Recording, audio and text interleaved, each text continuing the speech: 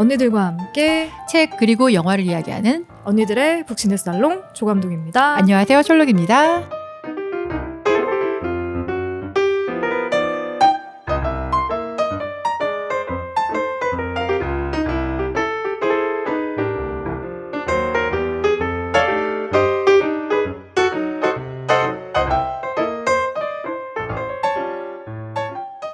설롱님 얘기 들었어요. 들으셨어요?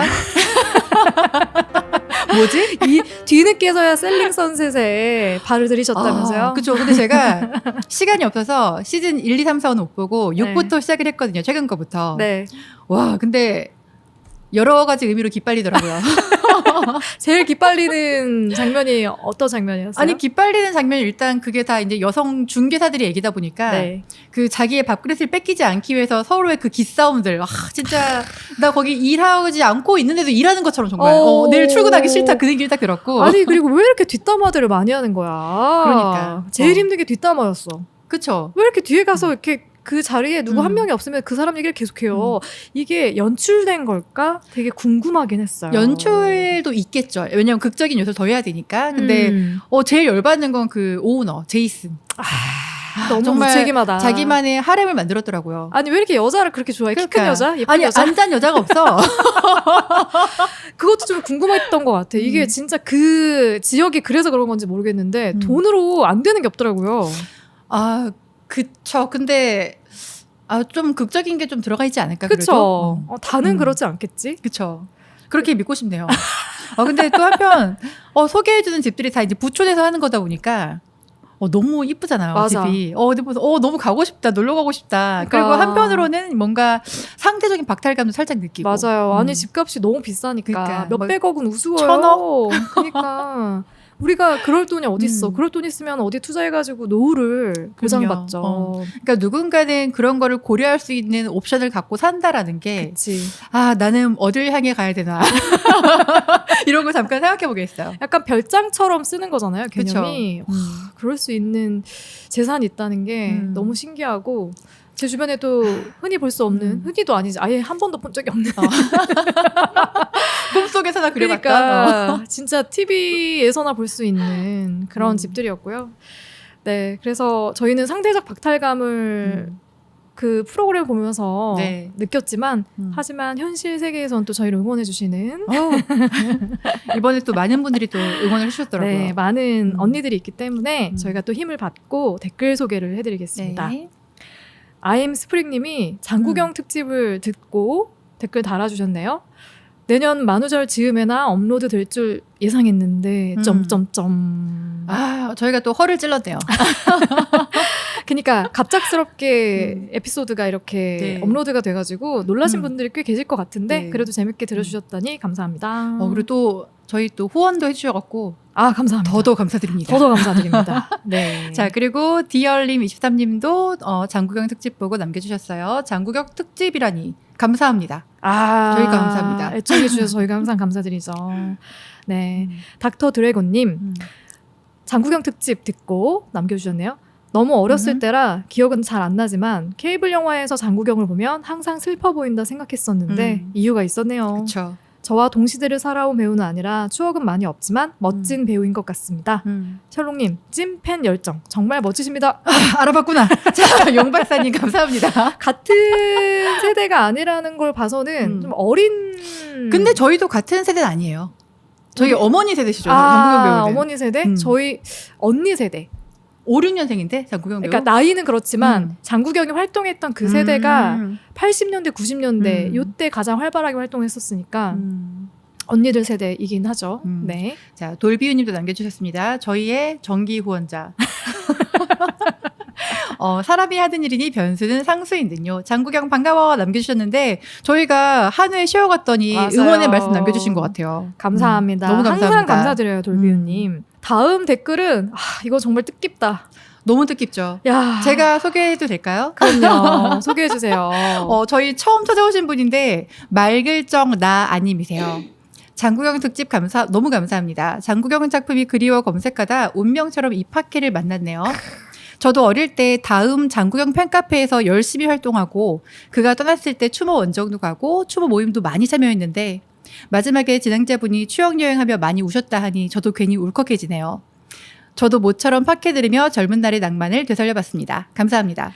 야, 이거를 제가 소개하겠다고 한 이유가 있죠. 이유가 있어요. 그렇죠. 아니 왜냐면 제가 이 댓글을 보다 보니까 저랑 동선이 많이 겹치시더라고요. 야, 근데 이름이 정아님인 것 같아서 네, 제가 기억나는 분이서 한번 찔러봤거든요. 네. 근데 그분이 맞으시더라고요. 그래서 이렇게 또 장구영 배우님께서 우리를 또 연결해 주셨다. 지금 20년 만에 상봉하신 그렇죠. 거죠? 상봉한 거죠. 그래서 안 그래도 연락을 주셨는데 눈물 나더라고요. 그때 다음 카페가 굉장히 다음 카페 하나에서가 굉장히 컸어요. 장구영 팬카페가. 하나 네, 한 카페가 네네네네. 유난히 커서 그게 사실 공식 팬클럽처럼 돼 있었는데 활동하시는 분 나이대가 되게 많으셨어요. 네. 저하고 제 친구가 그때 최연소였는데 그때 이제 장구경이 투신해서 원정을 저희가 4월 3일날 갔는데 제가 나이도 어리고 홍콩을 잘 안다는 이유로 그때 가이드를 제가 있었거든요. 네. 그래서 지방 사시는 분들 몇 분은 저희 집에서 잠을 자고 그 다음에 같이 출발했는데 그중에 한 분이 정아님이셨거든요. 아니 이 당시 닉네임이 미쉐일이었나 봐요? 저 이름이 미셸이에요. 아 그래요? 네, 저 영어 이름이 미셸이에요. 그럼 문 미쉐일이에요? 미셸 문이죠. 미안해요. 이때 제가 국적이 미국이셨어갖고 와 진짜 이렇게 인연을 또 다시 제가 찾게 해주다니. 뭐지 방송을 듣고도 전지 모르셨대요. 진짜 이렇게 서로 만나게 해준 따뜻한 팟캐가 저희 언니들의 그렇습니다. 부신사입니다. 다 함께하세요 언니들. 네 연락 되셨다고 하니까 네. 다음에 꼭 얼굴 한번 같이 뵐 수 있는 자리도 만들었으면 좋겠네요. 좋습니다. 네, 홍정희님 예상치 못한 데서 훅 들어온 장구경 너무 좋네요. 눈물. 감사합니다, 홍정희님. 감사합니다. JSBTNH님 우연히 알게 된 팟캐스트인데 너무 제 취저네요. 책만 다루는 곳, 영화만 다루는 곳을 좋아해 왔지만 빨간 책방과 필름클럽을 얘기하셨어요. 영화와 책, 게다가 OST 까지 다루는 이곳 너무 좋아요. 그래서 방금 후원했습니다. 감사합니다. 제 칭찬은 또 조 감독님 너무 목소리 좋아서 아나운서인 줄. 부부부. 설롱님은 누구에게든 멋진 영화나 드라마, 책을 추천해 줄 수 있는 자산가 같아요. 두 분과 함께하는 게스트분들과의 케미가 너무 좋아서 계속 듣게 되네요. 이렇게 좋은 팟캐스트 오래 가길 바라면서 응원을 보냅니다. 하루키도 한번 다뤄주세요. 생각해볼게요. 하셨어요. 네, 하루키도 고민해 보겠습니다. 네. 네, 감사합니다. 감사합니다. 저희 또 가제가 노래하는 곳 듣고 라일라이님이 또 남겨주셨어요. 이 책 다뤄주실 만한데 안 하셔서 요청 한번 드릴까 했었는데 드디어 해주시네요. 몰입해서 읽으면 실제로 습지에 있는 기분이 들어서 너무 기분 좋아지는 책입니다. 저도 넷플릭스에서 영화 보고 너무 실망한 1인이라 안 보신 분들은 꼭 책으로 추천드리고 싶습니다. 잘 들었습니다. 다들 책을 훨씬 더 좋았다라고. 근데 왜냐면 어떤 작품이든 원작을 이길 수는 없는 것 같아요.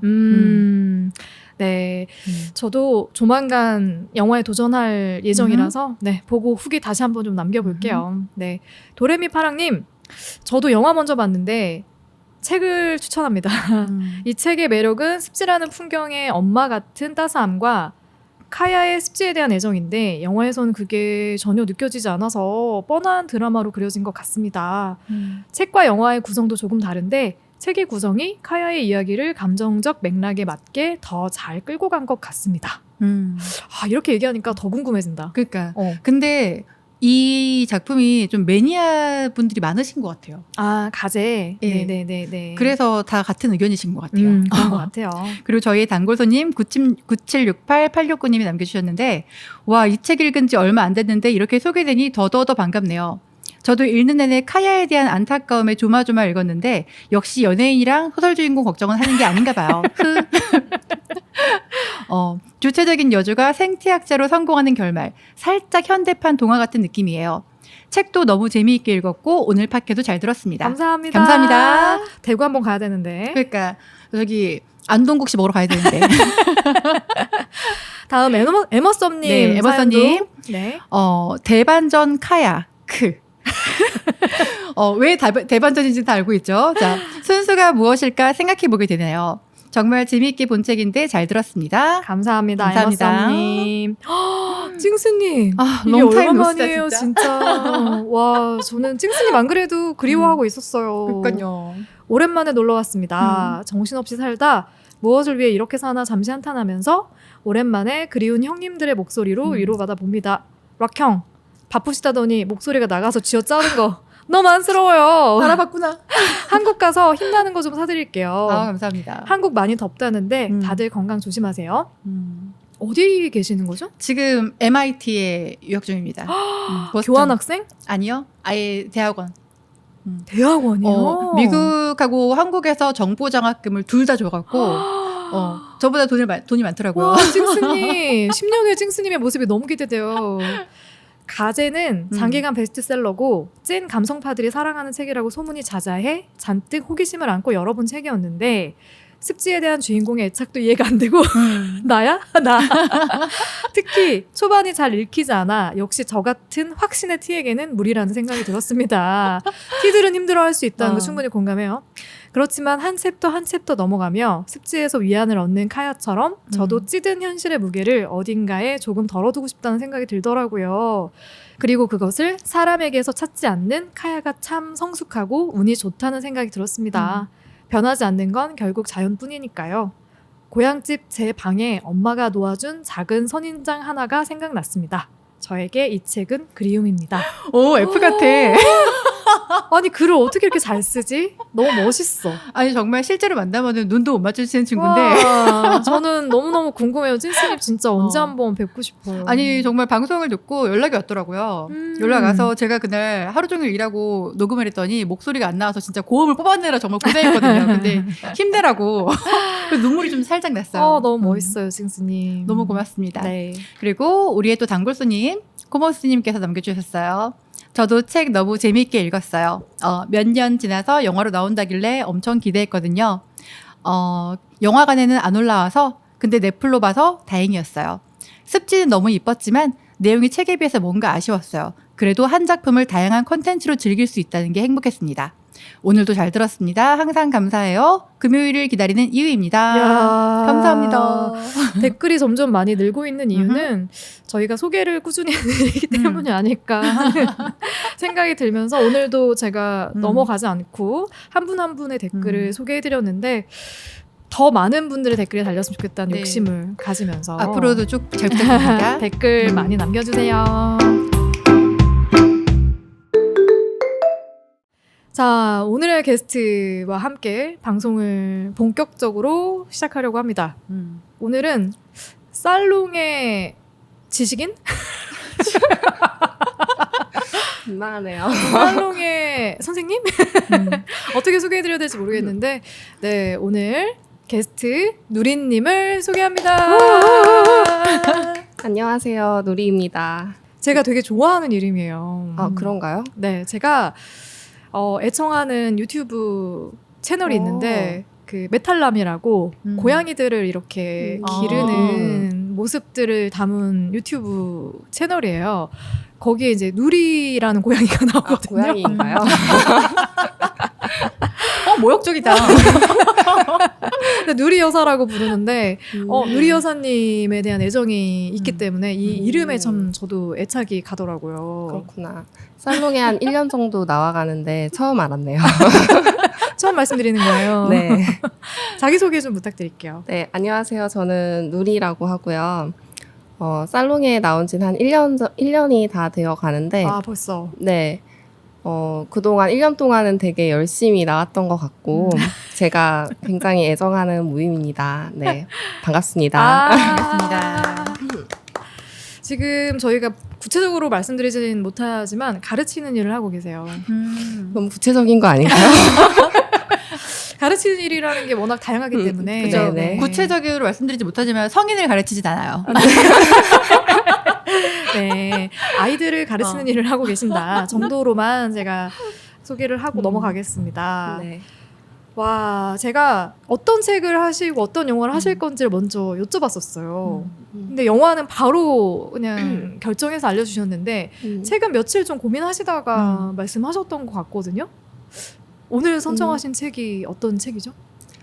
오늘 참을 수 없는 존재의 가벼움이라는 책을 선정을 했는데 사실 뭘 해야 될지 잘 모르겠더라고요. 근데 왜냐면 어떤 책은 너무 읽기가 어려운 것 같고 막 이 책은 너무 재미가 솔직히 없었던 것 같고 막 이랬던 것 같아서 이 책도 좀 읽기 쉽지는 않았는데 선정을 한 이유가 이제 누가 이제 너의 인생책을 한 권만 얘기해 보라고 하면은 제가 이 책을 꼽을 것 같아서 이 책을 선정을 했거든요. 네, 제가 이 책은 제가 사춘기가 딱히 없었는데 한 20대 후반이 저의 사춘기였던 것 같아요. 근데 그때 되게 허무하다, 공허하다 그런 감정을 많이 느꼈었는데 그래서 이게 너무 공허하다 보니까 앞으로 몇십 년을 더 살아야 되는데 어떻게 더 살지? 막 이런 걱정이 막 되고 두려워지는 그런 시기가 있었거든요.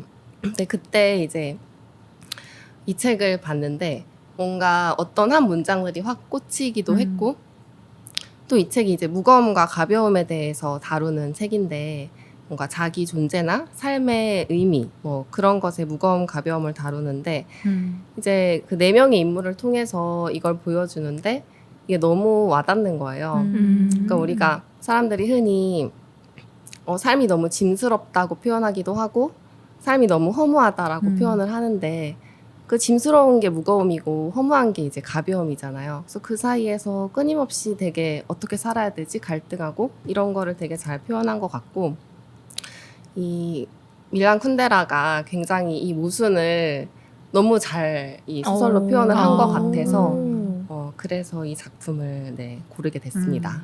와 20대의 이 그러니까, 소설이 그렇게 막 기억에 남고 흥미롭게 읽히기가 쉽지 않을 것 같은데. 그러니까 그때 너무 제가 공허한 게 무서웠어요. 그러니까 싫다 이런 게 아니고 약간 두려울 정도였어요. 두려워서 어떻게 살아야 되지? 그치. 막 이런 생각이 너무 많이 약간 예민했죠. 지금은 그 정도는 아닌데. 네. 근데 같은 상황이라 뭔가 확 다가갔을 수 있긴 해요, 진짜. 왜냐면 셜록님이나 저는 좀 가벼운 사람들이기 때문에 우리도 잔잔바리 거라서. 그래서 20대 때는 저도 지금 보시면 아시겠지만 책이 진짜 오래됐거든요. 거의 이렇게 막 찢어져 있는. 그러니까 그때 되게 옛날에 책을 구매를 했단 말이에요. 근데 그때는 도전을 해봤지만 실패했었어요. 이 책이 저한테 쉽지 않았거든요. 그래서 이번에 다시 읽게 됐고 여전히 어려운 점이 있어요. 이런 네, 어떤 철학적인 주제들. 그리고 이게 보면 뭐 답이 있는 게 아니잖아요. 결국에는 각자마다 느끼는 감상이 다를 수밖에 없는 그런 주제들을 계속해서 가지고 물음을 던지니까 되게 복잡하더라고요, 머리가. 맞아요. 하지만 여기 등장하는 또 인물들의 관계는 또 흥미로웠어요, 저한테. 이 둘의 관계, 이 셋의 관계, 이 넷의 관계, 뭐 이런 관계들을 들여다보는 재미? 그런 재미가 있었던 소설? 저한테는 그렇게 다가왔던 것 같은데, 솔롱님 어땠어요? 저는 이 책을 21살 때 제 친구가 단편 영화 감독을 하고 있었는데 그 친구가 이 영화를 이제 모티브로 해서 자기가 책을 모티브로 해서 영화를 한번 만들어보고 싶다고 해서 저한테 한번 읽어보라고 추천을 했어요. 근데 어린 나이기도 했고 저도 약간 좀 잔잔바리잖아요. 근데 그때도 어렵고 지금도 굉장히 어려운데 일단 인물마다 자기만의 관점으로 어떤 이제 생각을 서사하는데 왜 이렇게 말이 많어? 그래. 빈 공간이 없어. 그러니까 왜 이렇게 생각이 많어? 그래서 정말 따라가기가 너무너무 버거웠어요. 그래서 나 같은 얕은 사람이 이걸 읽어도 되나라고 진짜 그때 생각할 정도였고 사실 이해를 못하면서 그때도 읽었는데 이번에도 사실 그때보다는 뭔가 내가 한 발자국 더 다가간 느낌은 있지만 그럼에도 이 책을 지금 다 읽었는데도 내가 이해한 이게 맞나? 라고 해서 뭔가 되게 자신감 없이 오늘 이 자리에 나왔어. 물음표로 던지는. 네. 제가 여기서 책을 고를 때 좀 고민을 했어요. 이게 너무 두꺼운 거예요. 그래서 너무 죄송한 거예요. 지난번이 더 두꺼웠거든요. 가제가 노래하는 거. 가제. 네. 미안합니다. 아니 그리고 제가 또 이 책을 읽을 때 이게 이제 아무래도 프라하의 민주화 가정의 그 한 가운데서 역사 선상에서 사실 이제 있던 일이다 보니까 뭔가 이 4명의 인물들이 이런 복잡한 서사를 겪고 감정적으로 얽힐 수밖에 없겠다라는 생각을 하면서도 굉장히 이제 이 캐릭터들을 이해해 보려고 노력을 많이 했는데 쉽지가 않더라고요. 근데 이제 계속 노력을 하다 보니까 이제 모든 캐릭터의 연민은 느껴지는데 그럼에도 나에겐 너무너무 어렵다. 그리고 정치적인 배경을 좀 알고 읽어야 아마 음. 읽으시는데 훨씬 더 도움이 될 거예요. 그래서 그런 부분들을 감안하고 책을 또 읽고 저희의 대화에 끼어드시면 좋지 않을까 싶습니다. 네, 그러면 참을 수 없는 존재의 가벼움. 책의 줄거리 소개하고 혹시 작가에 대한 소개도 같이 좀 부탁을 드려도 될까요? 사실 작가에 대해서는 제가 잘 모르고 근데 이분이 되게 최근에 돌아가셨더라고요. 94세 맞아요. 일기로. 네, 야. 2023년 7월이니까 진짜 얼마 안 그래서 되게 저는 좀 예전의 인물이신 줄 알았는데 그게 아니고 되게 지금 최근까지 계셨던 그런 작가였고 작가에 대한 것은 잘 모르고요. 솔직해. 네. 책은 이렇게 줄거리를 소개하기가 좀 애매하다는 생각이 들었어요. 사실 너무 뭔가 벌어진 사건도 많고 인물도 많고 그래가지고 근데 그냥 시대적 배경이 이제 1968년도에 프라하의 봄이라고 해서 체코에 이제 민주화 혁명이 있었는데 이제 근데 그게 잘 되진 않았고 금방 이제 소련이 그때가 좀 냉전 시대잖아요. 그래서 소련이 이제 다시 그런 공산주의 억압을 하고 통제를 하고 그런 시대적 상황 속에서 이제 이 등장인물 4명이 이제 그 가운데서 그 인물들의 삶과 사랑 그런 걸 통해서 이제 우리가 삶의 의미나 어떤 인간이란 존재는 어떤 존재고 그런 건지를 다루고 있는 그런 책입니다. 심오해. 그래서 사실 저도 다 이해가 되는 건 아니고 근데 그 4명의 인물이 약간 가벼움을 대변하는 인물이 이제 토마시랑 사비나고 무거움을 대변하는 인물이 테레자랑 이제 프란츠잖아요. 맞아요. 그래서 이제 그들의 이제 그런 대사나 뭐 그들의 하는 행동 뭐 어떻게 삶이 변화되어 가는지 이런 거를 이제 따라가면서 이제 생각을 해보게 되는 그런 책인 것 같아요. 재밌었어. 근데 이런 거 따라가는 거는. 맞아요. 인물의 감정선을 따라가는 거는 굉장히 흥미로웠습니다. 왜냐면 내 주변에 이런 사람 한 명도 없거든. 그치, 다 셜록 1, 셜록 2, 셜록 3. 되게 흥미로웠어요. 저도 네. 쉽게 또 접할 수 없는 이야기들이 이 안에 또 수록이 돼 있기 때문에 흥미로웠고 작가에 대한 소개는 제가 이 책의 앞단에 이렇게 정리되어 있는 글을 좀 읽어드리면은 1929년 체코의 브린에서 음대 교수의 아들로 탄생했다. 부르주아였습니다. 예. 대학에서 어문학을 전공하고 영화 아카데미에서 조교로 활동, 시인이자 소설가이며 드라마 작가이자 불문학 번역가이기도 하다. 작품으로는 굉장히 많은 작품들을 써서 화제가 되기는 했었는데 아마 국내에서는 참을 수 없는 존재의 가벼움이 제목 때문에라도 가장 많이 알려져 맞아요. 있는 작품이 네. 아닐까. 제목이 되게 너무 있어 보이잖아요. 맞아요. 맞아요. 그리고 저번 달에 바로 타계를 또 하셨죠. 그쵸. 프랑스에서. 네, 94세 일기로 음. 네, 타계를 하셨고요. 이분이 타계하셨을 때 그 페스트란 책이 침대에 올려져 있어갖고 그 책이 갑자기 판매 부수가 확 올랐다고 그러더라고요. 그만큼의 영향력 있는 맞아요. 또 인물이 아니었을까 싶어요. 근데 이 작가님의 배경을 우리가 모르더라도 우리 아까 잠깐 얘기 나왔지만 글을 보다 보면은 굉장히 부르주아였다라는 걸 느끼지 않습니까? 그런 느낌 있죠. 부르주아 계급의 백인 남성이 할 법한 고민들이 그대로 뭔가 담겨 있다. 그들만의 사치스러운 감성이 살짝 묻어 있어. 있다. 그런 생각을 저도 동일하게 했고요. 네. 책에는 주요 등장 인물이 총 4명이 나옵니다. 토마시, 테레자 이렇게 한 커플이고요. 그리고 사비나와 프란츠 이들은 불륜 커플입니다. 네.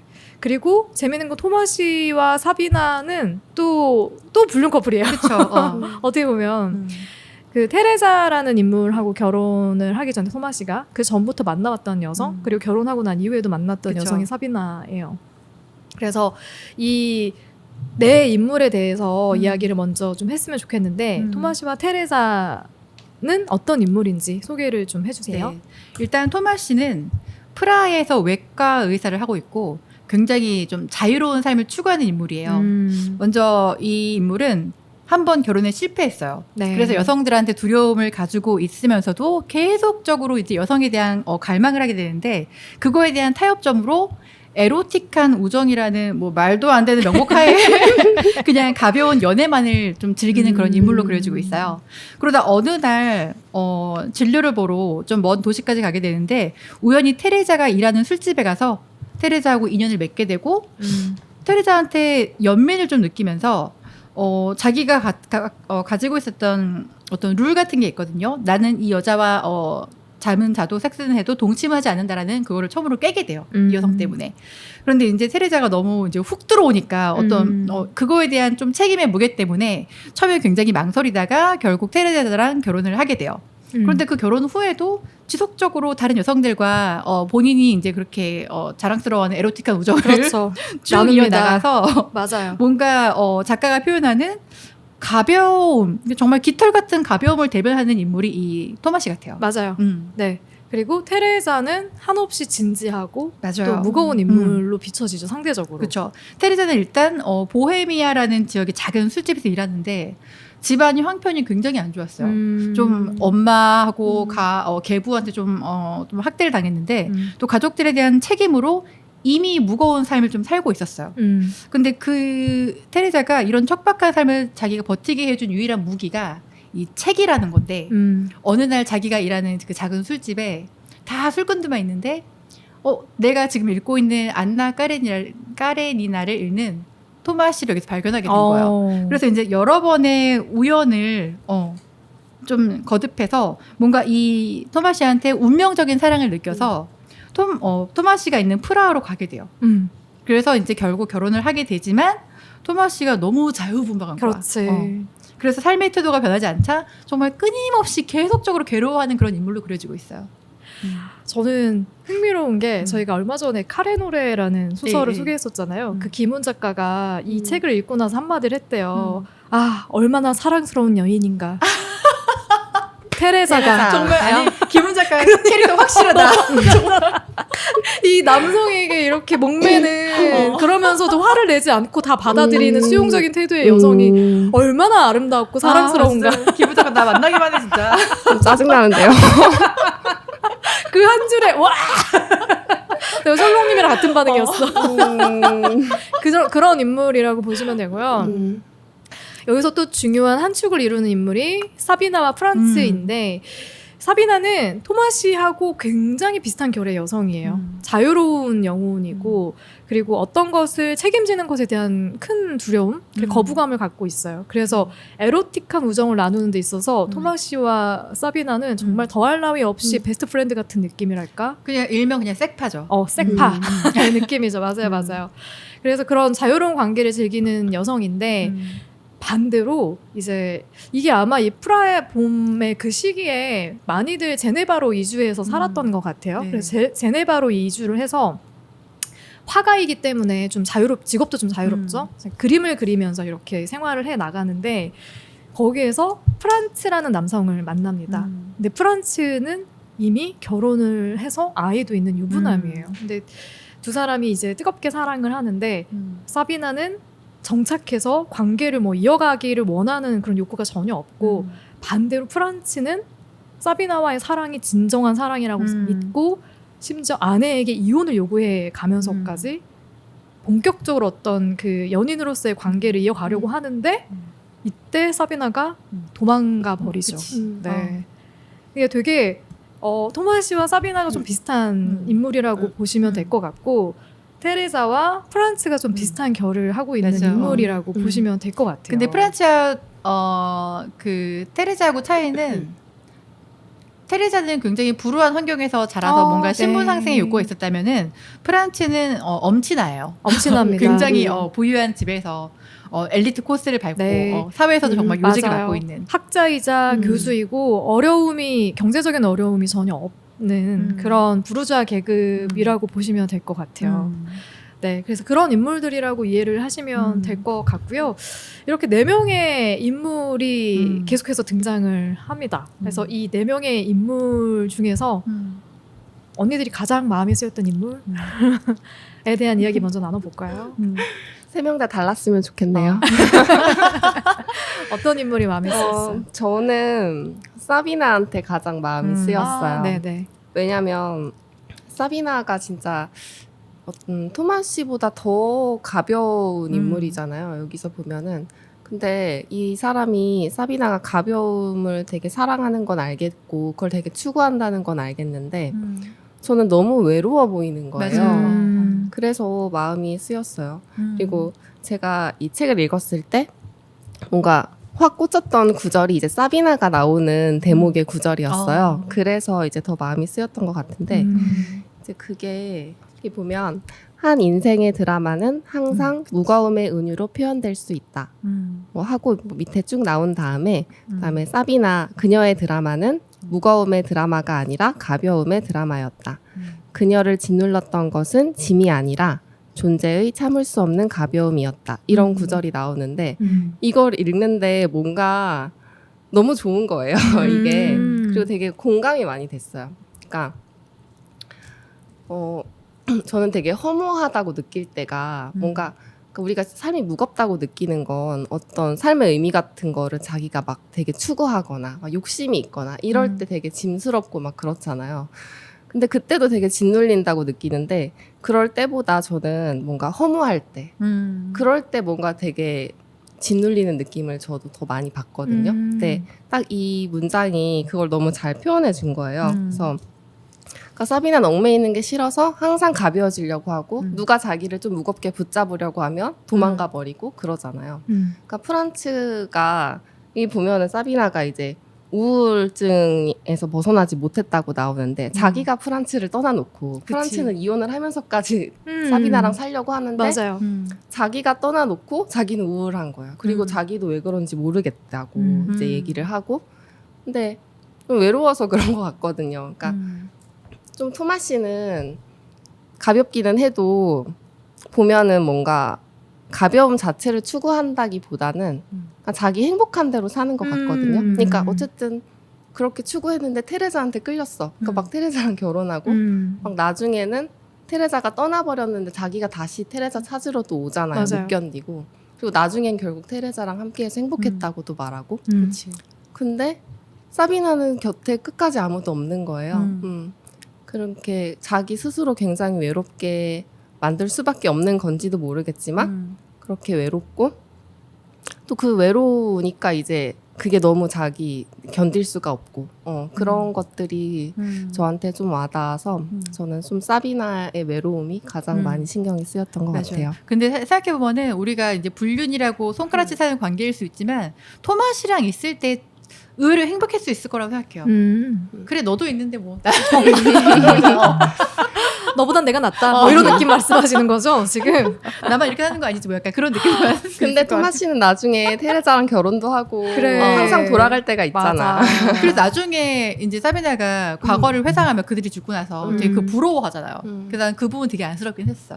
저도 사실 사비나하고 테레사를 둘 다 생각을 했는데 사비나는 항상 그래도 선택이라는 걸 할 수 있는 위치에 있었다라는 생각이 들어요. 집안이 부유했죠. 그렇죠. 네. 그리고 뭔가 자기 자유 의지대로 항상 움직였고 네. 그 모든 선택들 내가 도망쳤을 때 사랑으로부터 그 모든 건 자기 의지대로 움직였는데 그걸 못하는 테레사가 굉장히 좀 짠했어요. 왜냐하면 테레사는 일단 자기가 처한 환경이랑 자기에 대해서 너무 약간 자신도 없고 너무 일단 이게 너무 싫고 그리고 유일하게 이 4명의 캐릭터 중에서 너무 노력을 많이 하는 거예요. 그래서 좀 안쓰럽더라고요. 왜냐면 이 가혹한 현실을 벗어나려고 신분을 상승하기 위해서 솔직히 우리 같으면 남자 만나러 갔는데 나 오늘 만나야 되는데 내일 만나재. 하루 배회하다가 진짜 막 가게 되고 만나게 되고 그리고 남편이 끊임없이 외도를 하는 거 알고 있음에도 이 남자가 나의 어떤 동아줄 같은 거여서 이 사람을 내가 저버릴 수 없고 또 이게 나에게는 운명이라는 확신을 갖고 있기 때문에 이걸 자꾸 이해해보려고 노력하는 거야. 그래서 사비나를 만나서 막 같이 이상한 사진도 찍고 뭐도 하고 막 이런 노력도 하고 심지어는 잠깐 자기가 일하는 그 술집에 결국 알고 보니 뭐 비밀 경찰 막 이런 거였지만 어떤 남자랑 불륜을 저지르게 되죠. 그런데 그 남자한테서도 죄책감을 가지면서도 그 남편을 계속 이해하려는 그 노력이 계속 들어가 있는 거. 모든 이 사람의 서서에. 그래서 한편으로는 왜 이렇게까지 해야 되지라고 하면서도 이렇게 살 수밖에 없는 이 여자의 인생이 너무 이제 안타까웠고 또 하나 자기가 너무 이제 불우한 가정 환경을 가지고 있으니까 책을 무기로 삼는 게 사실 너무 슬펐어요, 사실. 이거는 너희와 나의 차이야라는 게 이 책이었던 거예요. 그래서 토마스를 만나러 프라하로 갈 때조차도 안나 카레니나를 자기의 명함처럼 들고서 들어가요. 나는 이런 거를 읽는 사람이라는 걸 보여주는 것처럼. 그래서 굉장히 이런 노력들이 저한테 너무 아프게 다가온 것 같아요. 그냥 사랑이 되게 큰 사람이라는 생각을 저는 했고요. 토마시에 대한 감정은 이건 정말 찐 사랑이다. 그런 것들 김은 작가 같은 건가요? 공감하시는 건가요? 그냥 좀 안쓰러운 거죠.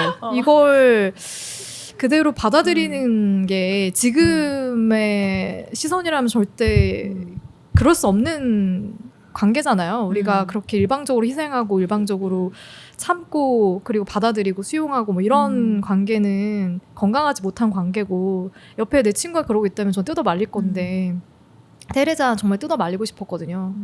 너에게 굉장히 유해한 사람이야 이러면서 정신 왜냐면 차려. 죽기 전까지도 계속 고통받았어요. 계속 고통스러웠고 언제나 불안해했고 그리고 그 불안에 대해서 그 탓을 절대 토마시에게 돌리지 않았어요. 맞아요. 그래서 김은 작가가 좋아했던 거지.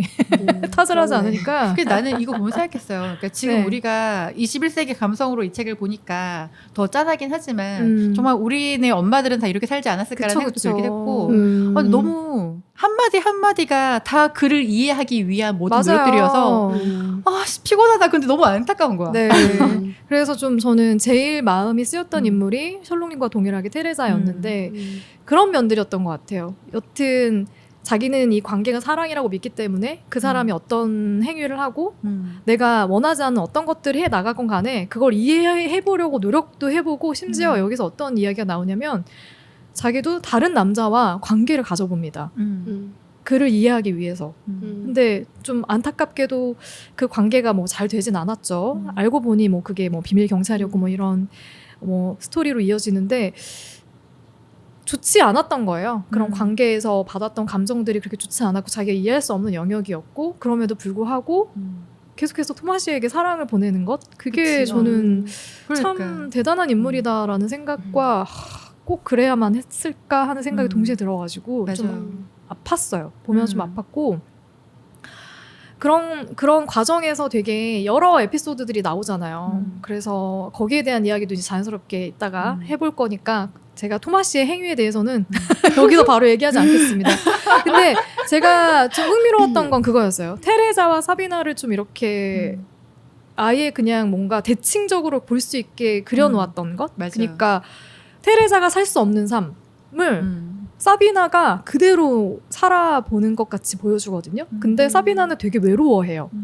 되게 외로워한단 말이에요. 그래서 여기에서 자기가 정말 많은 남자들과 그런 로맨틱한, 에로틱한 관계를 맺으면서 정착하지 않는 삶에서 오는 그런 고독까지도 안고 가죠. 그리고 어떻게 보면 이 시대에 만나기 힘든 굉장히 독립적인 여성이에요. 맞아요. 누군가에게 경제적이나 정서적으로 의존하지 않고 오로지 자기가 혼자서 모든 것들을 다 짊어지고 간다는 것이 쉽지 않잖아요.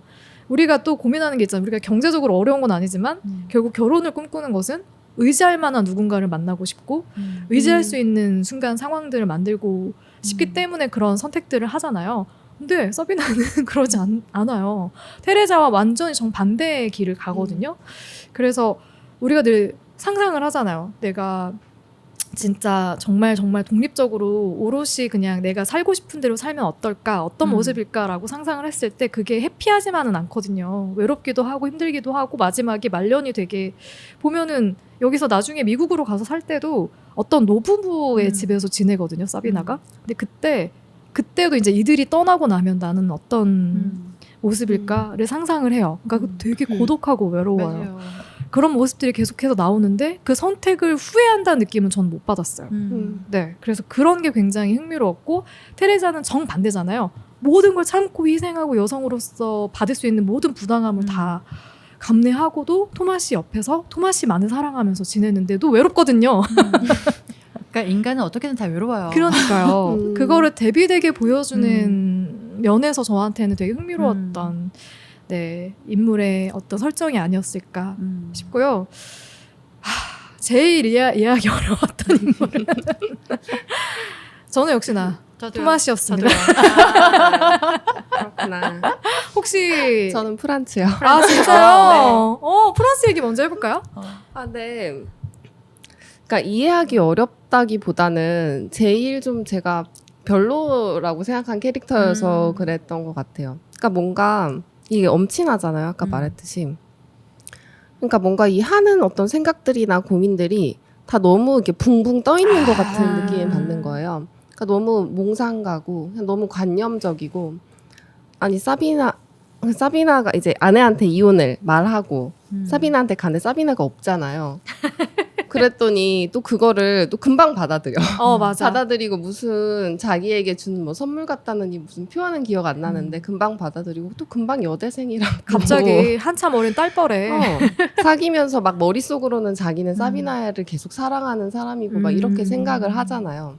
그런 게 되게 좀 되게 별로다 이렇게 보이고 또 마지막에 뭐 캄보디아인가 가죠. 봉사활동 가는 네. 것도 뭔가 사비나를 생각하면서 갔다 이러고 거기서 근데 또 이렇게 이상하게 결국 죽고 나중에 죽은 것도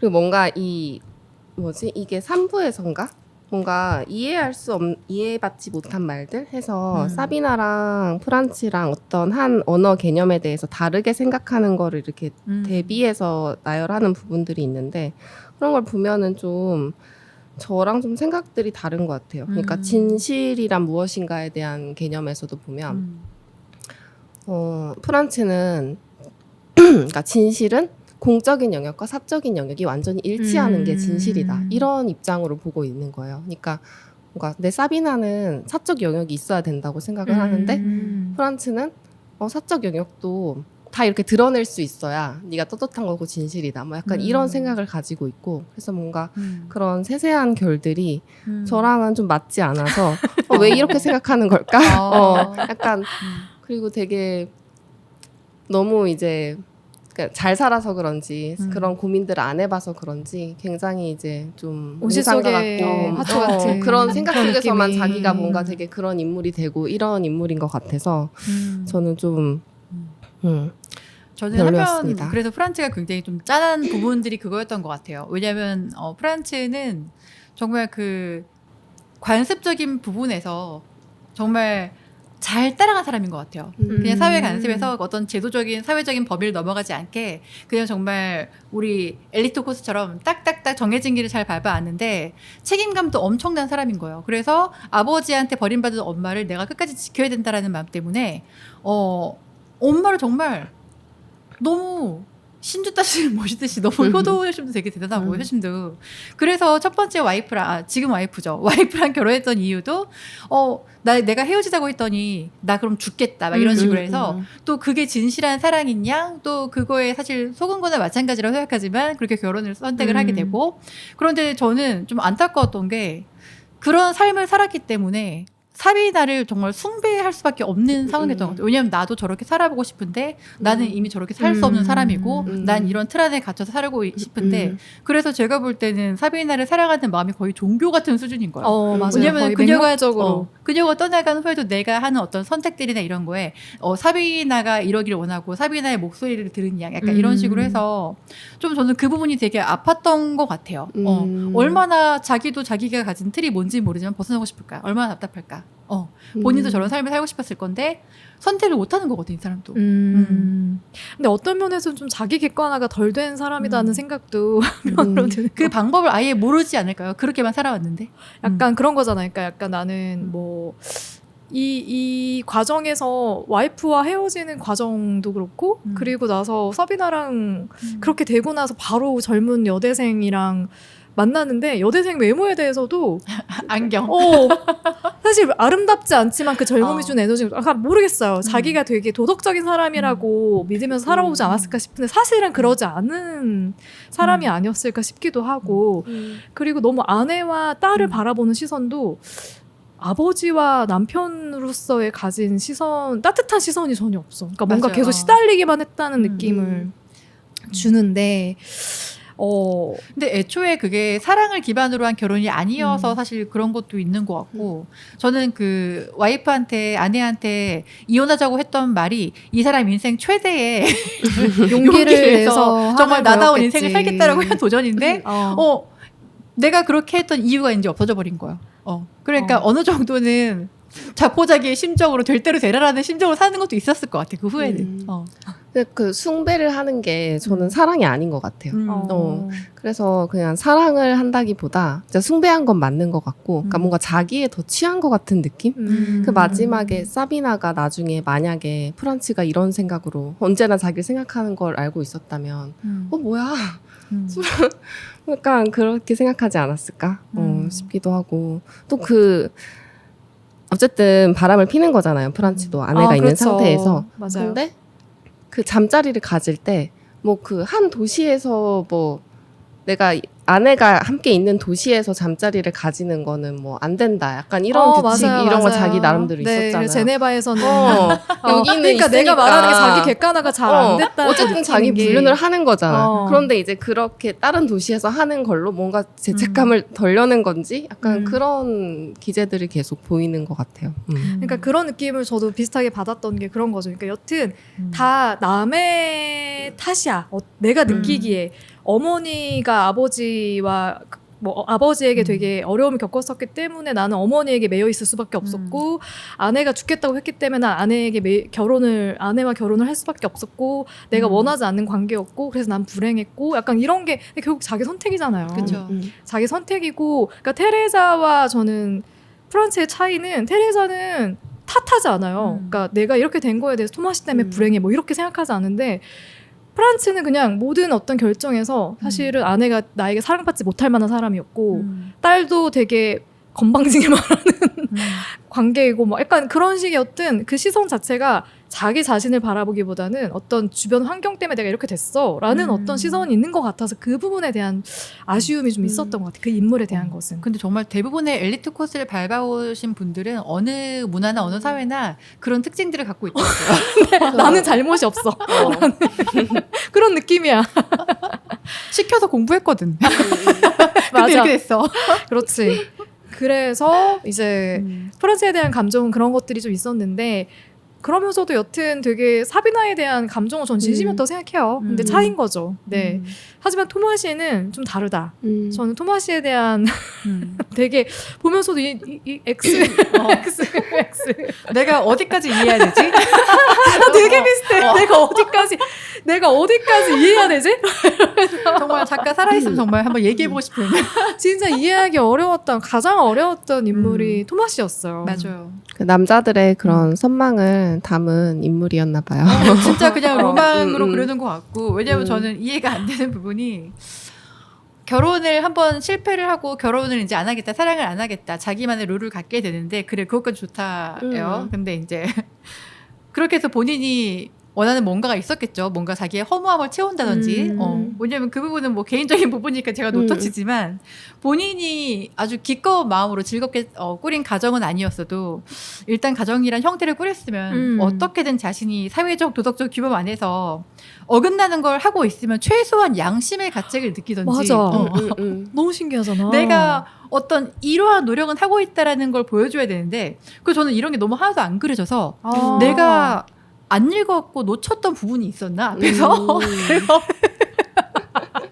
내가 이런 설명들이 좀 더 있었나 앞으로 가서 봤는데 그게 없는 거예요. 그래서 어디까지 이걸 이해해줘야 되지? 한마디로 뻔뻔하다. 그러니까 뻔뻔하다. 맞아요.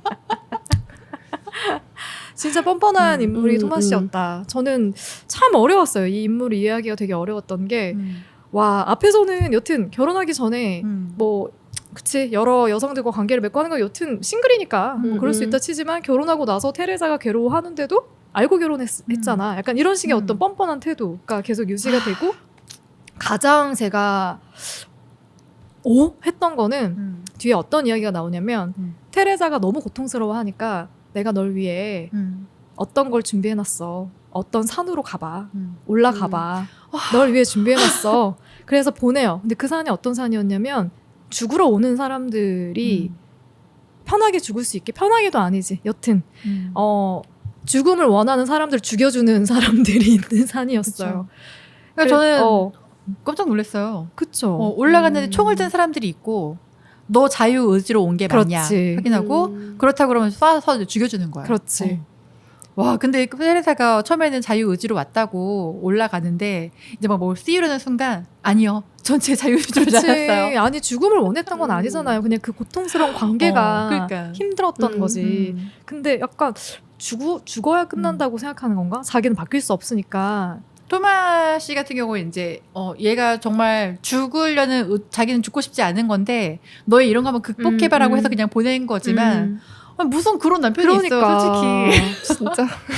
좀 너무 혹했거든요. 그러니까 그런 면들까지 있을 정도로 저는 되게 이해하기 어려웠던 인물이고요.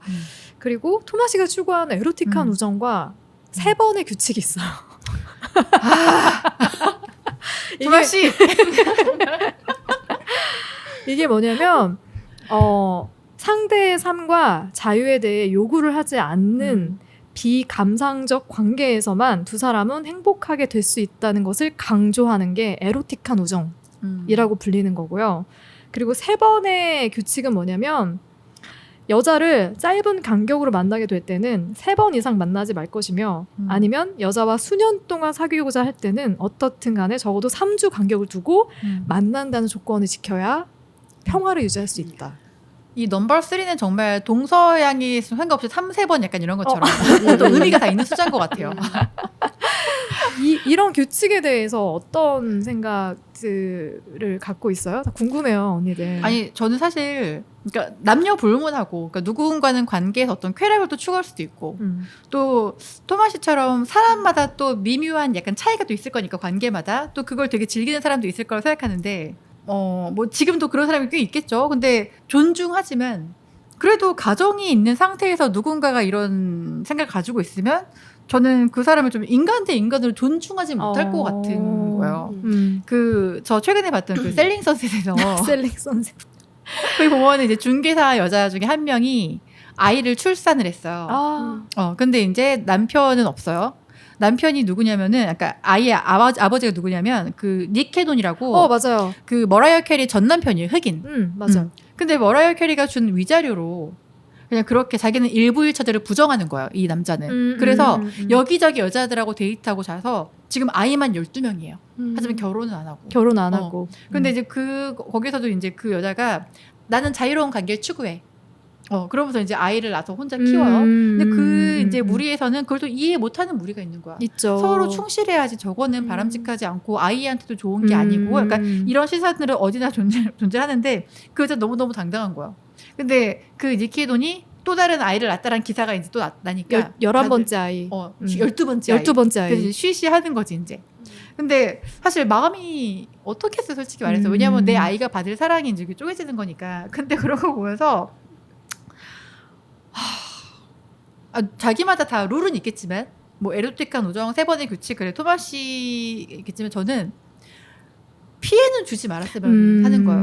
왜냐면 니케논도 그래 여자들이 알고서 만나서 결혼해서 애 낳고 하는 거 야 여자들도 알고서 하는 거면 우리가 도덕적으로 비판할 문제는 아니지 않아라고 하면 할 말은 없어요. 근데 그래 그게 여자가 최소한 알고 여자가 인정하고 그걸 같이 즐길 수 있고 그런 관계면 괜찮은데 토마 씨는 아니잖아요.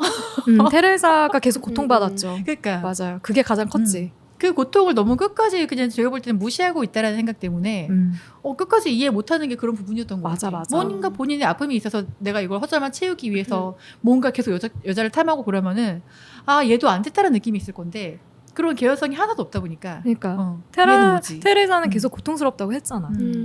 그게 가장 큰 것 같아요. 저도 그냥 너무 편한 말이라고 생각해요. 에로틱한 우정이 너무 편리한 말인 것 같아요. 그러니까 물론 테레사를 만나기 전에도 토마 씨는 그렇게 살고 있었지만 뭐 그건 오케이. 뭐 이미 뭐 이혼했고 뭐 그렇게 산다고 피해를 보는 사람도 없고. 근데 이제 결혼을 하고 나서 우리 그렇잖아요. 흔히 누군가한테 정착을 하고 한 사람과 그런 관계를 맺는 거랑 그다음에 뭔가 자유롭게 막 원하는 사람이랑 하는 거랑 다 장단점이 있잖아요. 근데 정착을 하면 장점이 안정감을 얻는 거잖아요. 맞아요. 심리적 안정감을 얻는 대신에 뭔가 자유는 사실 좀 없어. 제한이 돼. 근데 대신 자유로운 연애를 하면 되게 내 원하는 대로 뭔가 더 가볍고 자유롭고 그렇지만 대신 좀 외롭고 허전하고 뭔가 안정감이 떨어지잖아요. 근데 그런 장단이 있는 건데 테레자랑 결혼 이후에도 이런 식으로 하는 거는 그냥 너무 자기 좋을 것만 다 취하는 거지. 그러니까 자기는 테레자라는 안정적인 관계. 어쨌든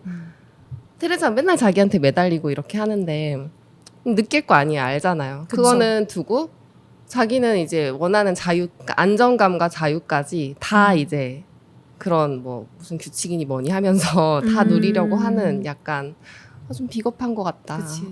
그런 생각. 그리고 너무 편리하게만 하려고 한다. 자기 편한 대로만. 그렇게 되면 나도 결혼하고서 나 불륜 저지르 이게 내 규칙이야. 되는 거잖아. 그러니까 무슨 있어 보이게 막 세 번 말만 갖다 삼일 붙이고. 규칙 뭐 나에게 세도진 규칙이 있어. 그러니까 이게 한 번 두 사람이 크게 이별을 할 수도 있겠다 싶었던 고비가 왔었잖아요. 한번 같이 제네바로 넘어갔었나? 그때 같이 이민처럼 이렇게 넘어가 살다가 거기서마저도 토마스 씨가 이 여자 저 여자 만나고 다니니까 테레사가 너무 괴로워서 못 견디고 나 이제 돌아가겠다 하고 거기에 편지 하나 써놓고 가버리거든요. 다시 프라하로 돌아가요. 그럼 거기서 정리를 해줬어야 되는데 이 토마스 씨가 찾아갑니다. 너무 그 찢어지는 고통 보고 싶고 그리운 마음에 내 여자는 테레사다 하고 찾아가요. 근데 그러면 거기서부터 뭔가 바뀌어야 되는데 안 바뀌어. 다시 시작되는 거야. 또 그 관계가. 그러니까 처음에 테레자가 프라하로 갔을 때는 약간 해방감을 느끼는 것처럼 나오잖아요. 처음 며칠간은 드디어 맞아. 내가 뭔가 풀렸다 이 여자한테서. 그러더니 금방 또 이제 그립고 막 못 살겠고 이러니까. 그러니까 사실 그 테레자로부터 어떤 안정적인 사랑을 다 받고 그걸 다 누리고 있었던 건데. 맞아. 그러니까 또 쫓아가가지고 말씀하신 대로 안 바뀌어. 또 테레자는 또 그대로 두고 또 자기 원하는 대로 취할 건 다 취하고 그런 식으로. 근데 그럼에도 불구하고 테레자는 어째서 토마시를 떠나지 못했을까? 동아줄이라는 표현이 맞을 것 같긴 해요. 뭔가 너무 오랫동안 이런 자기의 가혹한 운명 속에서 억압을 많이 받아왔고 테레자는 그리고 이제 운명이라고 일단 받아들이고 사실 찾아갔는데 토마시도 날 거부하지 않았고 근데 일단 그를 만나서 나는 어쨌든 웨이트리스에서 사비나를 통해서지만 사진작가로도 내가 사랑하는 일도 찾았고 그래서 그게 최선인 줄 알고 그냥 운명을 받아들여서 그냥 살아가기도 하고 그리고 한편으로는 토마시를 되게 잘 아는 것도 있었을 것 같아. 안다? 잘 아는 것도 있었을 것 같아요. 왜냐면 제네바로 이제 갔을 때도 먼저 돌아올 때 테레사는 토마시가 따라올 거 알고 있었잖아요. 그런데 사실 토마시가 굉장히 이기적인 사람인 게 사비나처럼 완전 자유로움을 추구하는 것도 아니고 맞아요. 그러면서 또 안정대로 누리고 싶은 거야. 맞아요. 그래. 근데 이제 테레사도 그거 알았을 것 같아요. 그래서 이 사람은 날 또 찾아오겠지. 난 또 계속 고통 속에 살아가겠지. 그걸 알기 때문에 또 그걸 내가 안고 살아가야 되기 때문에 계속 이걸 이해하려고 노력을 계속 했던 게 아닌가 그런 생각이 들어요. 저도 일단 테레자가 토마시를 사랑하긴 한 것 같아요. 사랑하고 또 토마시가 자기를 사랑한다는 거를 알고 있는 게 맞아요. 나를 그래도 사랑하긴 한다 이 사람이. 그거를 놓을 수가 없었던 것 같아요. 그러니까 어렸을 때 보면 집이 되게 엄마가 굉장히 그러니까 학대를 당했잖아요. 막 수치를 주고 막 뭐 너도 딴 사람이랑 다 똑같은데 뭐 너만 그렇게 특별한 줄 알아 이런 식으로. 그러니까 테레자는 굉장히 나도 단 한 사람의 막 그런 걸로 인정받고 싶고 사랑받고 싶고 맞아요. 이런 욕구가 되게 강하게 그렇게 될 수밖에 없는 그런 환경에서 자랐는데 이제 그거를 지금 구할 대상이 사실 토마시밖에 없고 그걸 놓을 수가 없었던 것 같아요. 그렇지. 그래서 사랑하는 것도 있지만 뭐 다 이게 분리가 될 수는 없는 것 같아요. 어렸을 때 자란 환경에서 그래서 어떤 성격을 지니게 됐고 또 그 사람을 만났고 그래서 좀 진짜 사랑하지만 또 어쩔 수 없었던 그런 게 좀 큰 것 같아요. 떠나지 못하는. 그렇지. 그리고 그 중심에는 분명히 사랑이 있었고 네. 사랑이 있었으니까 뭐라도 해보고 싶어서 이렇게도 저렇게도 해봤겠죠. 하지만 다 잘 안 되죠. 그렇게 노력은 했지만 그 둘의 관계가 나중에 어떻게 되죠? 누리님? 둘이 나중에 시골에서 행복하게 살지 않았나요? 행복하게 살다가 살다가 이제 허망하게 네. 사고가 나서 너무 급 결론 점프한다. 중간에 뭐 더 말해야 되나요? 어쨌든 다 존재는 참을 수 없이 가볍다. 트럭에 부딪혀 죽고 뭐의 괴한인가? 프란츠는 그렇게 죽고 다 죽었죠. 그래도 끝에는 둘이 굉장히 행복했어요. 음. 서로의 사랑을 굉장히 가장 크게 느끼고 너무 아름다웠어 끝에는. 맞아요. 그래. 그래서 이래서 귀농을 해야 돼. 서로밖에 없어봐야지 감사함을 알지. 그리고 사비나와 프란츠는 어떻게 됐죠? 사비나와 프란츠는 사비나는 이제 그대로 이제 프랑스로 떠나고 또 미국으로 마지막에는 미국에 있었죠. 그렇죠. 네. 떠나고 프란츠는 사비나를 그리워하면서 그 여대생과 자기를 사귀다가 짝사랑하고 있는 안경 낀 여학생하고 동거를 하면서 사랑을 하다가 캄보디아에 자원봉사를 하러 가요. 네. 자원봉사를 하러 가서 또 거기서도 뭐 사비나의 목소리를 계속 듣죠. 환청을 듣죠.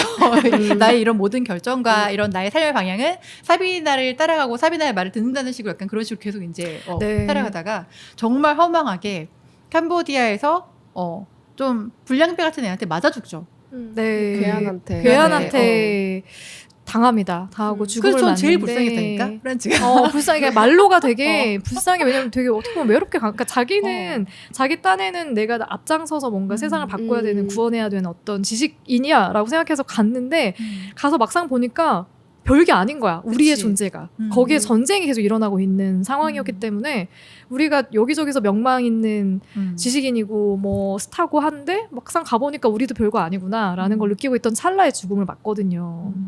네, 그렇게 해서 프란츠도 가버리고 떠나고 결국 살아남은 건 사비나인데 중간중간에 이게 시간의 순서가 조금 뒤섞여 있어요. 그래서 사비나한테 편지가 오거든요. 이 토마시의 하나밖에 없는 아들로부터 당신이 우리 아버지가 가장 사랑했던 애인이라고 알고 있다. 그래서 소식을 전한다 하면서 이렇게 편지를 전하는데 이제 두 사람이 죽었다. 그 소식을 사비나가 듣습니다. 하지만 사비나는 이미 그때 되게 자유분방하고 독립적인 삶을 살고 있었죠. 이미 그 삶을 계속 살아가고 있었고 그 주변에 아무도 없었어요. 이 사비나의 삶은 어때 보였어요? 아니 사비나가 되게 자유롭고 자기 자유의지로 살고 있다고 보이지만 전혀 자유롭게 보이지가 않았거든요. 아 그래요? 그래서 사실 자유는 행복이어야 되는데 일단 행복해 보이지가 않았어요. 왜냐하면 일단 제 기준에서긴 하지만 이렇게 뭔가 누군가를 배신하고 어떤 관계를 다 파토내야지만 되는 약간 그런 성격을 가지게 되는 거는 또 내가 그렇게 할 수밖에 없는 가정 환경에서 내가 자라기도 했고 또 결국 그건 나의 과거잖아요. 나의 과거도 지금의 나를 괴롭히는데 또 나의 현재도 나의 모습도 또 내 나라가 처한 현실도 예술가로서의 나를 또 자유롭게 놓아주진 않는 거야. 그래서 계속 뭔가 매여 있어요, 뭔가에. 그래서 계속 떠나야 되고 내가 뭔가 이제 파토내야 되고 배신해야 되고 그게 나의 방식이라고 믿는 거야. 그리고 자기도 이걸 바꿀 수가 없어. 그래서 굉장히 모든 선택들이 다 괴로워 보였거든요. 그래서 이게 정상적인 우리가 바라보는 정상적인 관계에 다가가기 힘든 게 사실 이런 배경들이 아니었을까? 그래서 정말 자유롭지 못한 사람은 사비나가 아니었나? 그리고 그런 선택을 하면서 본인도 괴로워해요. 그게 막 나 정말 최선의 선택을 했어 이런 느낌은 아니었어. 약간 도망치듯이. 그래서 계속 배신이라는 표현을 하기도 하고요. 그러니까 어쩔 수가 없는 게 가장 힘든 것 같아요, 살면서. 그러니까 아까 허무라고 말씀하셨는데 뭔가 내가 왜 이렇게 하는지 모르겠고 이게 아닌 건 알겠는데 어쩔 수가 없어. 그러니까 그게 정말 힘든 것 같아요. 방금 말씀에 공감을 하는 게 그러니까 토마시는 가벼움을 쫓더라도 뭔가 자기 행복을 자꾸 찾는 것 같거든요. 맞아요. 어쨌든 테레자랑 안정적 관계도 맺고 막 자기 하고 싶은 자유로운 관계도 하고 근데 사비나는 행복이 목적이 아니고 그냥 뭐랄까 이 무거움에서 탈피하는 것 그 자체가 목적인 것 같아요. 그래서 자기를 불행하게 하면서도 자기를 외롭게 하면서도 계속 그냥 배신하고 떠나고 그냥 계속 그게 무슨 그걸 위해서 하는 것처럼 불행한데 좀 그렇게 살아서 좀 맞아요. 외롭고 그리고 마지막에는 불행한 것 같아요. 토마시와 테레자의 이제 그 보고 소식을 들으면서 이 둘의 사랑을 너무 부러워하잖아요. 그리고 미국에서도 그 맞아. 노부부를 보면서 맞아. 결국은 내가 굉장히 부정했던 어떤 사랑이라는 의무들이 이제는 뭔가 나에게 이게 되게 무거움으로 다가오지 않는 그런 걸 보면서 더 짠했어. 생각해보니까 결국 다 죽음을 맞고 음. 서비나가 살아는 있었지만 음. 어떻게 보면 가장 외롭고 가장 또 고독한 맞아요. 그런 존재가 아니었을까 싶기도 음. 하네요. 그러니까 네. 가벼우려고 했지만 가장 가벼우려고 했지만 가장 짓눌려 있었던 것도 같아요. 그러니까 이 제목 그치. 나오는 것처럼. 그래서 이 책의 주인공은 왠지 사비나가 아닐까 하는 생각이 오, 들어옵니다. 그런 생각까지. 어떠세요? 이게 소설을 다 읽고 나서 인간은 참을 수 없이 가벼운 존재다라는 작가의 시선에 공감이 됐나요, 언니들? 전 일단 그 책의 초반에 보면은 니체의 말을 좀 언급을 하잖아요. 음. 그래서 뭐 영원한 것은 무거운 거고 한 번뿐인 건 가벼운 건데 우리 인간의 존재는 사실 한 번뿐인 거기 때문에 우리 인생은 가벼운 거라고 나와 있는데 그냥 이런 것만 보면은 사실 좀 공감을 해요. 왜냐면 저도 가끔 비행기 타거나 그 뭔가 그냥 대자연 속에 묻히기만 해도 그래 이 광활한 우주에서 나는 정말 먼지 같은 존재일 텐데 나 그냥 여기서 사라져도 아무도 모르지 않을까. 이런 거 생각하면 정말 이 가벼운 존재라는 건 맞다고 생각하지만 작가가 이 책에서 4명의 캐릭터를 통해서 보여준 약간 이런 스토리들을 보면은 그 누구의 삶도 사실 가볍진 않거든요. 그리고 또 누구의 삶도 또 무거워 보이잖아 어떻게 보면은. 그래서 그냥 누구도 결론 내릴 수 없는 게 아닐까 결국은. 맞아요. 맞네요. 네. 저도 뭔가 결과론적으로는 인간이란 존재는 이렇게 가벼운 존재다라고 할 수 있을지 모르겠는데 그걸 직접 살아내는 인간들은 그렇게 가볍지 않은 것 같아요. 삶이라는 게. 그래서 이 보면 처음에 막 그 니체 얘기 나오고 또 파르메니데스인가? 파르메니데스는 가벼운 것이 긍정적이고 무거운 것이 부정적이다 하면서 이렇게 가벼운 게 무조건 좋은 것처럼 말한 사람을 이렇게 예로 들었다가 나중에 가면 이제 이건 되게 작가가 소설에 끼어들잖아요. 보면은 서술에. 맞아요. 근데 나중에 이제 베토벤 얘기를 한단 말이에요. 네. 근데 베토벤은 그 꼭 그래야만 하는 해? 꼭 그래야만 해라고 하는 또 구절을 또 끼워 넣거든요. 이건 또 무거운 거잖아요. 그래서 직접 이렇게 삶을 살아가는 사람들은 자기 존재나 자기 삶에 의미를 부여하지 않고서는 또 살기 힘든 것 같아요. 그러니까 가볍기만 하면 또 그걸 견딜 수가 없는 것 같거든요. 사람들은. 그래서 그냥 우리는 한번 태어났다가 진짜 우주 먼지 같은 존재인 건 맞는데 직접 이 생을 사는 입장에서는 그렇게만은 살 수 없는 것 같다라는 생각이 들고 또 되게 가벼움을 되게 동경하는 그런 문화가 그냥 요즘에 되게 많은 것 같아요. 맞아요. 그러니까 보면 미니멀 라이프 이런 거 보면 특히 이제 사랑 같은 거 할 때 보면 이렇게 몰라 여자 친구들이 또 막 이 남자가 나를 좋아하는 건가 아닌가 막 고민을 할 때 보통 해주는 조언이 야 너도 그냥 즐겨. 그냥 맞아. 너도 맞아요. 그냥 쿨하게 해 이러는데 사실 쿨한 게 안 되니까 지금 그치. 그러는 그러니까 거잖아요. 그러니까 말세야. 그러니까 그렇게 가볍게만 생각하고 싶잖아요. 상처를 안 받고 싶으면은. 근데 우리는 사실 그렇게만 살 수 없는 것 같거든요. 항상 무거운 걸 바라고 진지한 걸 바라고 의미를 바라는 것 같은데 이제 막 이런 분위기나 뭔가 진지한 얘기하면은 왜 이렇게 진지충이야 이러고 맞아요. 오글오글하다고 하고 근데 사실 그런 것들이 있을 때 뭔가 더 삶이 행복해지는 것 같거든요. 그래서 그렇게 꼭 뭐 가볍다 무겁다 어떻게 뭔가 하나로 정해서 살 수는 없는 것 같고 맞아요. 그 사이를 왔다 갔다 하면서 사는 것 같아요. 그래서 모순이라고 말한 것 같아요. 맞아요. 작가가. 네. 그리고 뒤에 보면은 되게 긴 분량을 카레닌의 미소라고 해가지고 그 반려견이 있었잖아요. 반려견에 대한 이야기를 할애해서 서술에 나가고 있는데 그냥 그 카레닌의 미소를 보면은 그런 생각이 드는 것 같아요. 그냥 그 순간순간을 되게 카레닌은 그대로 받아들이면서 행복하게 살잖아요. 뭐 순간을 즐기고 행복해하는 그 강아지를 보면서 이제 작가도 여러 생각들을 하거든요. 그래서 그런 모습들에 대해서 이야기를 하고 싶었던 걸까? 그래서 토마시는 그렇게 에로틱한 우정에 심취했던 것을 또 이렇게 합리화? 네, 그래서 그런 느낌을 저는 좀 받았던 것 같아요. 책에서. 그래서 저의 한 줄 평은 참을 수 없는 삶의 복잡함. 아, 저랑 되게 비슷하네요. 네. 저는 사실 이 책을 되게 좋아하는 친구가 저한테 그러더라고요. 네. 이 책은 10번 정도 읽으면 너무너무 재밌대요. 오. 볼 때마다 새롭고 너무너무 네. 문장가 하나하나가 쏙쏙 박힌대요. 하지만 저의 지금 평은 참을 수 없이 무거운 책. 맞아요. 저의 한 줄 평은 삶이 너무 무겁거나 너무 허무하신 분들에게 이 책을 처방해 드립니다. 아. 근데 진짜 훅 들어올 것 같아요. 그럴 때 느끼는. 지금 공허함을 느끼는 언니들이라면 참을 수 없는 존재의 가벼움을 한번 읽어보시고 참을 수 없는 삶의 복잡함을 한번 느껴보세요. 공허할 틈이 없어요.